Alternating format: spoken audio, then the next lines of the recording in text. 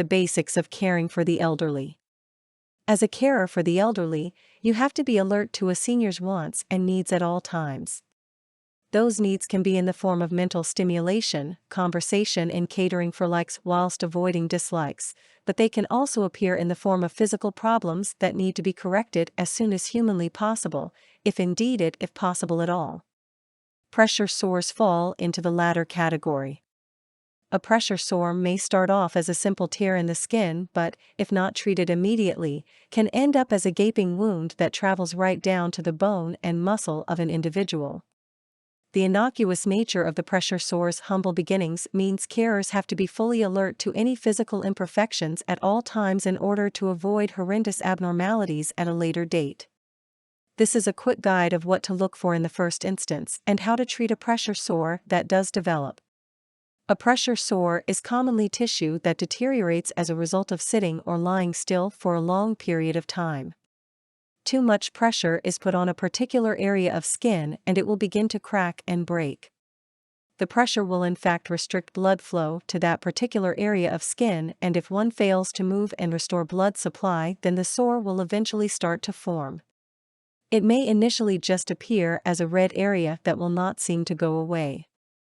Pressure sores, or the beginnings of them, do not tend to disappear quickly, which will alert you to the fact that the area needs attention. The pressure sore may begin to form on the lower back, bottom, legs and ankles. In short, they can occur wherever blood flows close to the surface and there is a lack of fat, which also acts as a cushion.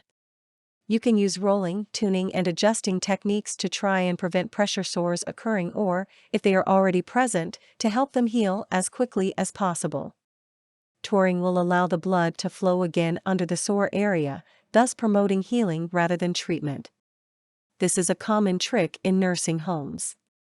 Whilst it is slightly cruel to move an elderly person when he or she is comfortable, it is actually worse and a lot more cruel to leave the sore to develop.